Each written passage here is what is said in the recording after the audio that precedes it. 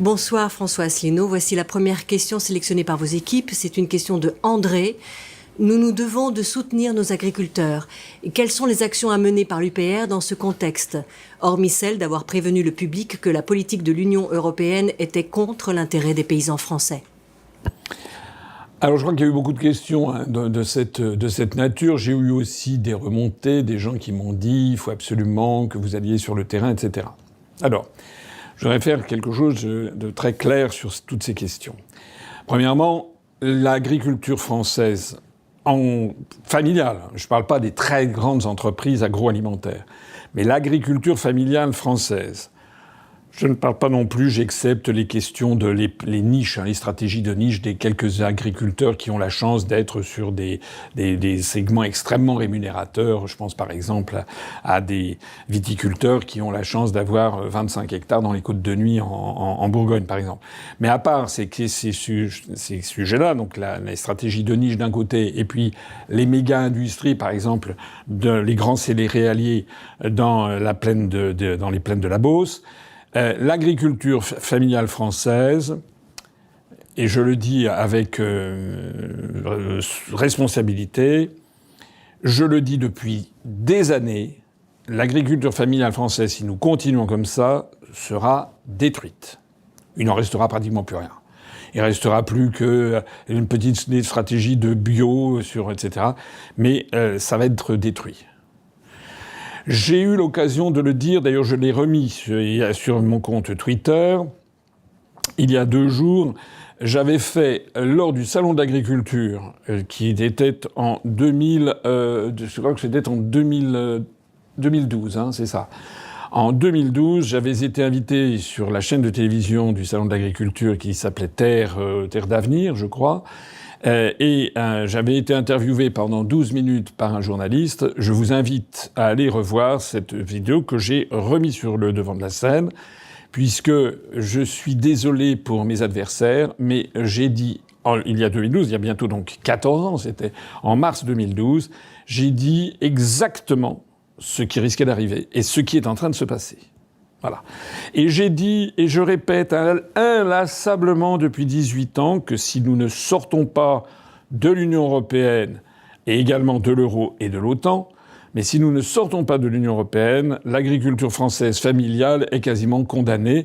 Il y avait 3 millions d'agriculteurs à peu près en 1960. On était tombé, il y a 12 ans, à 500 000. Maintenant, on doit être à 200 000 et ça va continuer comme ça, pratiquement jusqu'à l'extinction. Bien. Pour faire ça et pour passer ce message, j'ai depuis 18 ans parcouru la France entière. Il y a des gens qui disent qu'il faut que je sorte de mon bureau. J'ai fait plus de 450 réunions publiques. Je suis allé dans tous les départements de France, à l'exception, je crois, de la Lozère où je n'ai pas fait de réunion publique. Mais je suis allé dans tous les départements de France et de l'Outre-mer. J'ai rencontré des quantités d'agriculteurs. J'ai visité plus d'une trentaine d'exploitations agricoles, aussi bien en métropole qu'outre-mer. J'ai fait des réunions publiques où je parlais notamment des questions agricoles. J'ai également on a fait le pointage avec Marc tout à l'heure. On va d'ailleurs vous mettre la liste depuis le début. On a fait une trentaine de vidéos pour attirer l'attention des Français sur le drame des agriculteurs qui étaient en train de se nouer.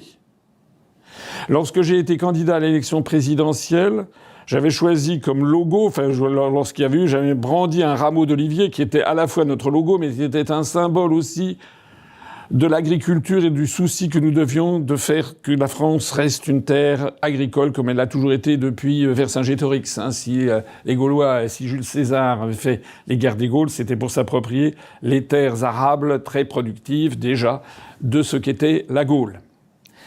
Donc s'il y a bien quelqu'un qui tire la sonnette d'alarme depuis 18 ans sans interruption, c'est moi. Et non seulement je tire la sonnette d'alarme sans interruption depuis 18 ans, mais j'explique le pourquoi. J'explique pourquoi il faut sortir de l'Union européenne. Alors que l'ensemble des autres partis politiques français, du Rassemblement national jusqu'à la France insoumise, disent qu'il faut rester dans l'Union européenne, mais c'est également vrai de l'ensemble des syndicats agricoles, à l'exception du syndicat qui avait été créé je crois, par Sébastien Béraud, que j'avais reçu ici même, qui avait fait scandale, vous vous rappelez peut-être, quand il avait été interviewé, c'est un éleveur du Puy-de-Dôme, que j'ai invité 2 fois, qui avait fait un scandale sur CNews en disant qu'il fallait sortir de l'Union européenne. Moyennant quoi, il avait été évidemment blacklisté. Il avait créé un parti, un syndicat, je crois qu'il s'appelait France Verte, je crois c'est ça, mais qui, si j'ai bien compris, a eu du mal à se développer. Les 3 syndicats français agricoles disent à leurs troupes qu'il faut rester dans l'Union européenne. C'est le cas de la FNSEA qui défend principalement les intérêts des grands exploitants agricoles, c'est-à-dire notamment les grands céréaliers dont je parlais. Je me rappelle une fois, j'avais été au Salon de l'agriculture. Je suis allé 15 fois au Salon de l'agriculture au cours des 18 ans écoulés. Je n'y suis pas allé à l'occasion du Covid. Je suis allé 15 fois au Salon de l'agriculture et les 15 fois, j'ai demandé à être reçu par les syndicats agricoles. Et j'avais été à la FNSEA, en règle générale, nous a plutôt toisé, snobé, mais pas toujours. Et une fois, je me rappelle, je lui rends hommage, d'autant plus qu'il est décédé, j'avais été reçu, il y a quelques années, par le président de la FNSEA, qui était M. Xavier Belin, qui était justement quelqu'un qui avait fait une grosse fortune, qui était un céréalier, qui m'avait courtoisement reçu. Bon, qui m'avait écouté avec intérêt et qui était convenu que, bon, comme d'habitude, oui, l'Europe pose des problèmes, mais, on se bat, mais si, mais ça, enfin, voilà, le propos habituel. C'était la seule fois où j'avais été vraiment correctement reçu. Les autres fois, je ne l'ai pas été. Et la FNSEA, comme vous le savez, est un syndicat qui milite ardemment pour rester dans l'Union européenne. Il y a un deuxième syndicat, je parle des 3 plus importants, qui s'appelle la Confédération paysanne, où il y avait jadis José Bové, enfin il y est peut-être toujours d'ailleurs. La Confédération paysanne est un syndicat qui se situe très à gauche, et à chaque fois que j'ai demandé à être reçu quand je suis allé au Salon de l'agriculture, à chaque fois j'ai essuyé un refus absolu, au motif, petit 1, que j'étais un facho ou un complotiste, petit 2, que la Confédération paysanne voulait rester dans l'Europe, mais une autre Europe, bien entendu, et que seuls les fachos voulaient sortir de l'Union européenne. Voilà le raisonnement qui m'avait été tenu pour me faire comprendre que j'étais persona non grata et que je n'ai jamais été reçu. Ça, c'est le deuxième point. 3e syndicat, la coordination rurale. La coordination rurale qui fut, je crois, jadis assez proche du RPR et du MP. Et la coordination rurale qui m'a correctement reçu, toujours, parfois même très chaleureusement. Je me rappelle une fois, j'avais été reçu par le président et ses 2 adjoints de la coordination rurale sur le stand de la coordination rurale au Salon de l'agriculture. Et on avait partagé beaucoup de points de vue en commun. Ils étaient d'accord avec une très large partie de mes analyses. Sauf l'essentiel.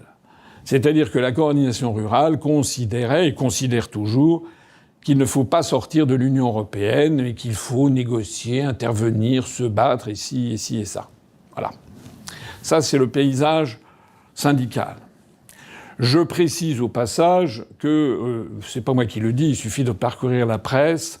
On dit beaucoup que la coordination rurale est proche désormais du Rassemblement national, et il se dit qu'il a pu y avoir des consignes de vote qui ont pu être données aux européennes de 2024, comme de 2019, en faveur de la liste Bardella. Contre notre liste, je le précise. Là, j'ai décidé aujourd'hui de m'adresser à mes compatriotes, et notamment mes compatriotes agriculteurs, pour lesquels j'éprouve la plus grande affection. D'abord parce que je suis d'une famille d'agriculteurs. Mes arrière-grands-parents étaient des paysans, qui n'avaient pas beaucoup de moyens d'ailleurs, et que je sais à quel point la France est redevable des agriculteurs. Et j'en parle toujours avec beaucoup d'émotion. Mais moi, je vais leur parler, je vais leur dire la vérité. Je ne suis pas un bonimenteur.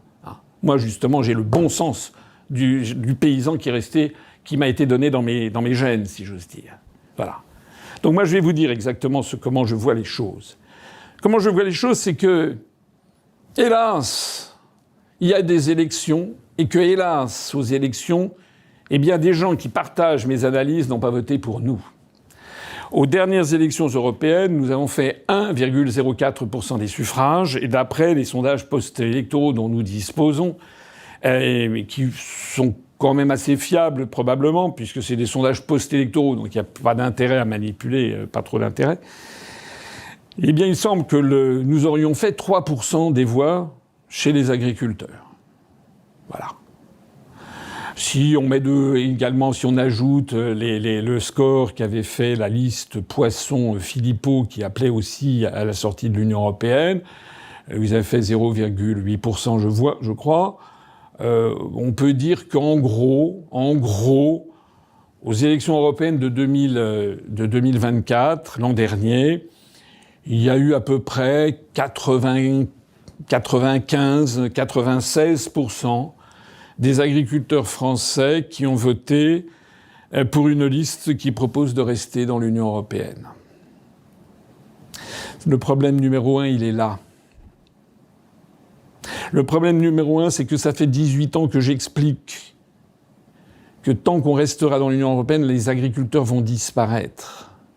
Et donc il y a un formidable problème dans le monde agricole. C'est que les agriculteurs font confiance à des partis politiques ou à des syndicats qui, en fait, ne leur disent pas la vérité. Alors, il y a des gens qui me disent « Monsieur Asselineau, il faut que vous alliez sur le terrain, il faut que vous alliez soutenir les agriculteurs et les éleveurs dans ce cadre. » Et évidemment que je les soutiens. Mais tout le monde les soutient, d'ailleurs. Vous avez vu ? Monsieur Bardella y est allé, Madame Manon Aubry, Madame Ségolène Royal, tout le monde s'y précipite, tout le monde, même le gouvernement. Madame Genevard, tout le monde soutient les agriculteurs. Ça va devenir finalement assez... Je vais bientôt être le seul à ne pas y être allé, alors que je suis celui qui se bat le plus pour les agriculteurs. Ah, parce que c'est facile d'aller sur le terrain et de dire, voilà, c'est scandaleux, voilà, les évolutions sont honteuses, et le Mercosur, nous savons, etc. Mais une fois qu'ils ont dit ça, il se passe quoi après ? Rien. Pas tout à fait rien, d'ailleurs. Parce que je vais vous dire ce qui va se passer. Parce que je commence maintenant à bien connaître la façon dont tout ceci se déroule. Ce qui va se passer, c'est que, comme à chaque fois qu'il y a des problèmes, pas seulement sur l'agriculture, hein, c'est vrai sur l'industrie, c'est vrai sur l'école, sur les hôpitaux, c'est vrai sur tous les sujets en définitive, eh bien, on a aussitôt des responsables politiques, qui sont en fait des irresponsables, parce qu'ils n'ont pas de réponse réelle, qui se précipitent avec des propos lénifiants, et pour sortir le carnet de chèques, ça c'est le rôle du gouvernement. Et à chaque fois, ils vont accorder ce que j'appellerais des soins palliatifs. C'est-à-dire qu'ils ne traitent pas la maladie en profondeur. Ils font un accompagnement palliatif jusqu'au décès. On l'a vu à chaque fois qu'il y a des crises dans l'agriculture ou ailleurs, eh bien on a le gouvernement, le ministre, etc. se déplace. D'un seul coup, il fait semblant de découvrir un problème, alors que le problème, ça fait des années qu'on le connaît.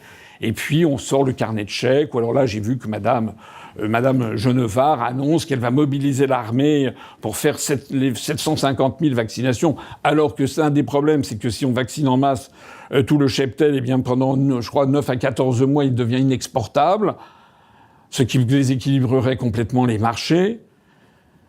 Personne ne dit, ou très peu de gens disent, qu'il s'agit en fait de directives européennes au départ. Alors certains disent oui, mais la France les interprète de façon exagérée, etc. Oui. Il y a toujours des gens pour trouver que c'est jamais de la faute de l'Union européenne. Je suis désolé, c'est bien dans les directives européennes qu'arrive cette affaire. Et donc on va avoir un premier volet de réponse à cette crise qui va être le volet des soins palliatifs. Et puis certains vont dire oui, c'est pas normal. Voilà, j'ai vu que le Rassemblement national s'enorgueillit d'avoir obtenu un débat au Parlement européen. Je rappelle que le Rassemblement national refuse absolument la sortie de l'Union européenne, de l'euro et de l'OTAN. Tout comme d'ailleurs l'UDR, tout comme d'ailleurs Reconquête, tout comme d'ailleurs les Républicains, Monsieur Dupont-Aignan, tout comme d'ailleurs évidemment Renaissance, Horizon n'en parlons pas, tout comme d'ailleurs les socialistes, les écologistes, LFI et même Lutte ouvrière. Ils veulent tous rester dans l'Union européenne. Alors on va faire les soins palliatifs, donc il va y avoir des négociations, on va donner, je ne sais pas ce qui va se passer. Bon. Ça, c'est le premier volet. Et puis il y a le deuxième volet qui est toujours prévu par les pouvoirs publics, parce qu'ils le font systématiquement, c'est de pourrir le mouvement. Alors pour pourrir le mouvement, on l'avait vu avec les Gilets jaunes, hein, c'est exactement pareil. Eh bien, on l'avait vu aussi d'ailleurs en 2024, hein, puisque je rappelle que voici 2 ans, il y avait déjà eu une crise avec les agriculteurs. Et donc, pour pourrir le mouvement, on va lancer par exemple éventuellement des casseurs. Des casseurs qui n'ont aucun lien d'ailleurs avec le monde agricole, hein, qui ont parfois des liens avec la place Beauvau, c'est-à-dire le ministère de l'Intérieur. On va trouver éventuellement un agriculteur qui va dire des horreurs, on va se focaliser là-dessus, comme on avait pourri le mouvement des Gilets jaunes. Il va y avoir, on va trouver quelqu'un, et si on ne l'a pas, on trouvera un comparse ou un acteur qui tiendra des propos racistes, antisémites, et puis après ça sera l'amalgame, et puis ça pour bien pourrir le mouvement. Et puis on va aussi trouver des agents qui vont infiltrer le mouvement pour le faire s'arrêter en expliquant « ça y est, les pouvoirs publics ont tout compris ». Il y a 2 ans, c'était le 27 janvier 2024, il y avait eu justement déjà des grands barrages d'agriculteurs. Il y avait un éleveur du Haut-Garonnais qui s'appelait M. Jérôme Bayle, qui était sorti d'un chapeau et qui avait eu droit, comme par miracle, à tous les médias qui, moi, me sont obstinément refusés depuis 18 ans. Et M. Jérôme Bayle était arrivé et avait négocié avec Gabriel Attal et Christophe Béchu. Et puis c'est lui, il avait dit, ça y est, on a retiré tous les barrages sur la 61. On a obtenu, on a obtenu gain de cause, etc., etc. Tout ça bien orchestré par les médias. En fait, il avait largement torpillé le mouvement des agriculteurs en faisant croire que l'affaire était réglée, alors que ce n'était jamais que le feu qui couvait sous la cendre. Il y avait d'ailleurs déjà une question, je crois, entre autres débats, il y avait le prix du gazole, mais il y avait aussi une question de maladie qui était de maladie d'épidémie. Les agriculteurs et les réseaux sociaux s'étaient beaucoup émus de voir que ce monsieur Jérôme Bayle était à tu et à toi quasiment avec le Premier ministre Gabriel Attal. Et il est très extraordinaire de réécouter ce que disait monsieur Attal, qui lançait des protestations d'adoration du monde agricole. La France ne serait pas la France sans les agriculteurs, etc. C'était il y a 2 ans, mais tout le monde a déjà oublié. Et puis il y avait eu un scandale, c'était je crois le 27 janvier 2024, c'est qu'il y avait eu un film qui avait été tourné, vous le trouverez sur Internet, où l'on voyait Christophe Béchu, qui était le ministre de la Transition écologique et des territoires, qui était juste à côté de ce monsieur Jérôme Bayle, qui avait affiché une casquette américaine à l'envers pour faire genre. Et puis à un moment, on avait vu que M. Béchu lui donnait un petit papier que le ministre prenait, puis après il discutait, etc. Alors ça avait enflammé les réseaux sociaux, parce que beaucoup d'agriculteurs qui sont pas bêtes et comprenaient que là-dedans c'était encore une manigance, une magouille. Donc il y avait des gens qui avaient lancé l'idée, un peu farfelue, mais qui était assez rigolote, qu'en fait, ce monsieur Jérôme Bayle avait donné son RIB, son relevé d'identité bancaire à Christophe Béchu. Ça avait donné lieu, si j'en parle, c'est que c'est de notoriété publique. Ça avait donné lieu, je crois, j'ai demandé à Marc de préparer. En même temps, vous devez voir, il y a un article du Point, par exemple, il y a eu beaucoup d'articles, c'était sur les rumeurs de corruption. Alors ça avait été démenti, c'était pas du tout un RIB, en fait. Il avait transmis le papier de quelqu'un qui était en délicatesse avec l'État. Enfin, il y avait eu tout un narratif. Moi, je ne sais rien là-dedans, je ne sais pas dont il s'agit. Ce que je sais, c'est que le mouvement des agriculteurs en 2024 s'était arrêté de cette façon. Et ce que je sais, c'est que j'ai vu que, pas plus tard qu'hier, coucou le revoilou, qui est-ce qu'on a vu réapparaître ? On a vu apparaître ce monsieur Jérôme Bayle, qui réapparaît, qui a droit à BFM TV, qui a droit à toutes les radios et télévisions, et qui explique qu'il a saisi Sébastien Lecornu, il demande à Sébastien Lecornu de s'emparer de ce dossier. Alors, c'est vraiment prendre les Français et les agriculteurs pour des imbéciles. Comme si le Premier ministre n'était pas au courant que la France est au bord d'une jacquerie géante, que le monde agricole n'en peut plus. Et qu'est-ce que l'on fait ? On ressort ce monsieur qui va avoir les feux de la rampe, et puis on va essayer de trouver un soin palliatif. Voilà ce dont il s'agit. Alors, dans ces conditions, on m'a demandé de venir D'abord, il y a une personne qui m'a demandé, un monsieur qui s'appelle monsieur Mercadal, qui, paraît-il, avait écrit à l'UPR, et puis bon, nous on est comme tout le monde, hein, on est submergés, on a très très peu de troupes, et donc son tweet, je ne sais pas, s'est perdu, semble-t-il, au service courrier. Bien. Peu importe. Lorsque ces affaires ont explosé jeudi dernier, jeudi 11, j'ai demandé à mon collaborateur François Xavier d'appeler M. Mercadal pour lui proposer qu'il vienne sur UPR TV. Je l'ai déjà fait très souvent. Au moment des Gilets jaunes, j'ai invité plein de Gilets jaunes à venir. Je ne peux pas dire le contraire. Au moment de 2024, j'avais invité, je parlais tout à l'heure de lui, de Sébastien Béraud, parce qu'il avait fait un esclandre sur CNews. Donc j'ai proposé à M. Mercadal de faire un duplex, puisque lui était dans l'Ariège et moi j'étais à Paris. Bon, malheureusement, il ne l'a pas souhaité. Il voulait que je descende, séance tenante, en Ariège. Alors, c'est très gentil de dire ça, mais bon, je suis désolé, j'ai quand même aussi un agenda que je peux d'ailleurs donner. L'agenda, c'est que je passais 3 heures après sur Israël 24 News. Le lendemain, j'avais 2 rendez-vous très importants le vendredi. Et le samedi, nous avions une réunion extrêmement stratégique à l'UPR. Donc je ne pouvais pas. Matériellement, je ne pouvais pas. Mais je veux bien descendre à Foix, je veux bien y aller. Ça fait 18 ans que je parcours la France, j'ai fait 450 réunions publiques. Je mets au défi quiconque de me montrer un seul responsable politique qui soit davantage allé sur le terrain que moi.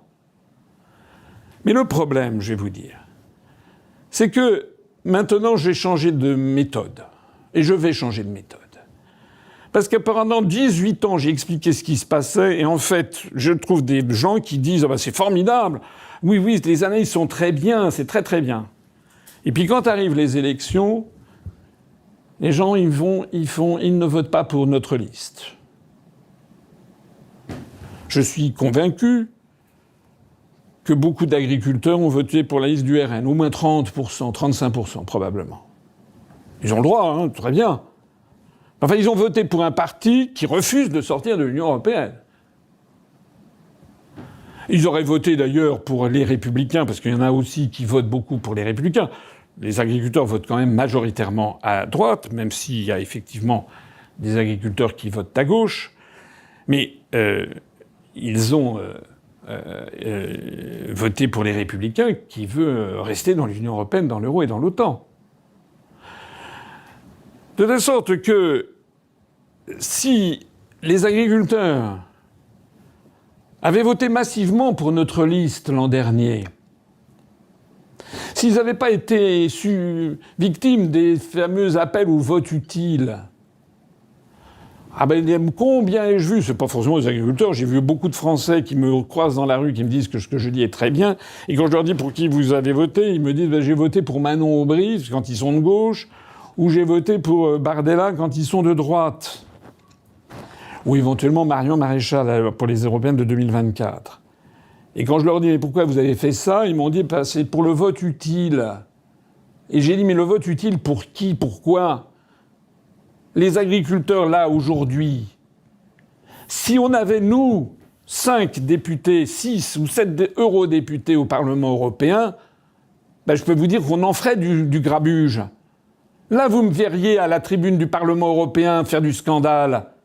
Et là, nous pourrions aller sur le terrain avec nos écharpes de députés. Mais nous n'avons pas été élus. Et donc, les gens qui ont voté pour la liste Bardella, ils devraient exiger, avant de me demander, moi, de descendre, ils devraient d'abord exiger qu'il y ait les 130, les 123 députés du Rassemblement national à l'Assemblée nationale et les 30 eurodéputés du Rassemblement national au Parlement européen qui descendent en permanence, viennent les voir.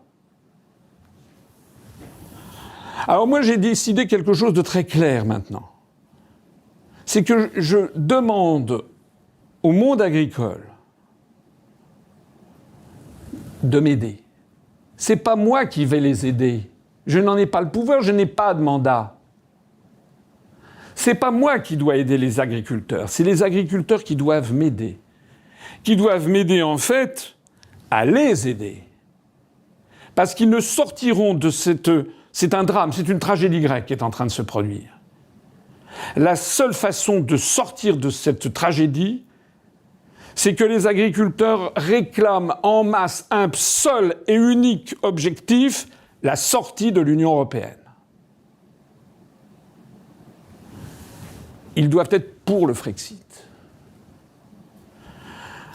Alors, voilà ce que je propose, les décisions que j'ai prises. D'abord, j'appelle tous les agriculteurs à rejoindre l'UPR pour que nous devenions un parti beaucoup plus volumineux encore, pour qu'il y ait le maximum de gens qui réclament le Frexit. Parce que l'UPR, c'est le parti qui s'est créé en premier. Parce que je ne crois pas tordre la réalité en expliquant que depuis 18 ans, je suis celui qui a fait le plus sur la scène politique française pour expliquer les méfaits, la destruction portée par la construction européenne et tout spécialement du monde agricole.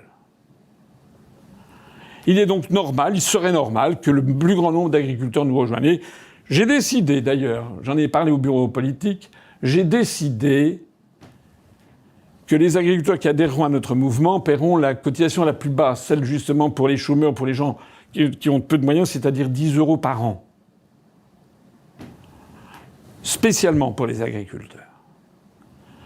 Parce que si, au lieu d'avoir 22 000, 23 000 adhérents, demain on avait 100 000 adhérents, eh bien nous pèserions sur le sujet.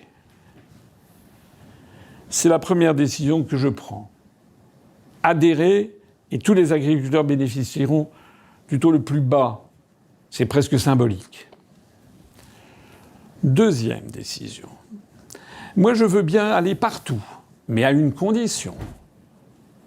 C'est que les gens qui me reçoivent expliquent qu'en 2027, ils appelleront à voter pour le candidat proposant la sortie de l'Union européenne. Parce que si c'est pour que je fasse ce que j'ai fait pendant 18 ans, aller sur le terrain, expliquer, trouver des gens qui trouvent que ce que je dis est formidable, et qu'au dernier moment, parce qu'ils voient monsieur Untel ou madame Machin sans arrêt sur BFM TV, CNews, TF1, LCI, etc., et que moi on n'y voit jamais, et qui se disent ben non, on va voter utile, et donc je vais voter pour quelqu'un qui va nous maintenir dans cette prison des peuples qui est en train de tout détruire, ben, à quoi ça sert que je me déplace ? On ne peut pas à la fois me dire, au moment des élections, que voter UPR et Asselineau, c'est un vote inutile, que le vote utile, c'est de voter pour les autres, et au moment où il y a un grabuge, de se tourner vers moi en me disant « il faut absolument que vous descendiez ». Donc j'irai partout, à condition que les personnes qui me reçoivent passent une espèce de pacte. Ils doivent maintenant exiger de leurs syndicats, ils doivent mettre sur la table la question du Frexit. Le reste, évidemment, bien sûr que tous les médias vont faire en sorte que ça n'ait pas lieu. Tout va être fait, je l'ai dit tout à l'heure, pour éteindre l'incendie, avec des mesures palliatives. On va donner des chèques, on va ici et ça, on va améliorer l'indemnisation des éleveurs dont le cheptel est injustement assassiné d'ailleurs. On va même probablement trouver des amodiations, n'est-ce pas ? Et puis d'un seul coup, ce qui était impossible il y a une semaine va devenir possible. On va d'un seul coup se rendre compte que finalement, on n'est pas obligé de faire ces abattages. Parce que nous sommes dirigés par ailleurs par des lâches. Et des gens qui ne sont en fonction de la pression, ils vont lâcher. Mais lâcher provisoirement. Puisque de toute façon, c'est pas eux qui décident des destinées du pays. Et puis il y a une troisième décision que j'ai prise, c'est que je demande solennellement ici aux négociateurs agricoles, à ceux qui vont rencontrer Emmanuel Macron, Sébastien Lecornu, Madame Genevard. Je leur suggère une chose. La chose qui est la plus importante.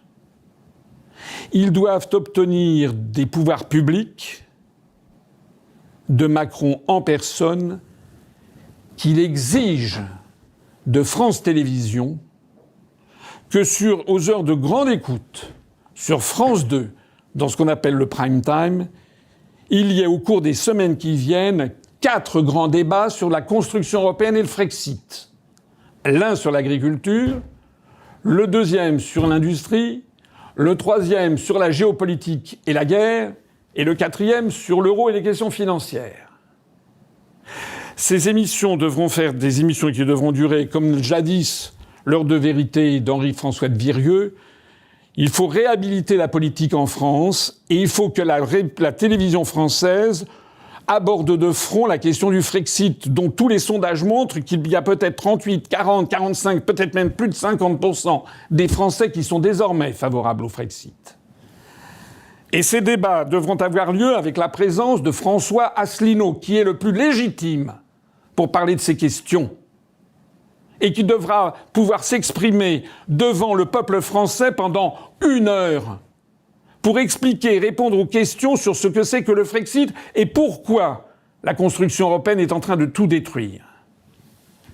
Eh bien, je peux vous dire que c'est ça l'objectif essentiel que devraient rechercher les agriculteurs, à part, bien sûr, arrêter les problèmes aujourd'hui, sauver le cheptel, etc.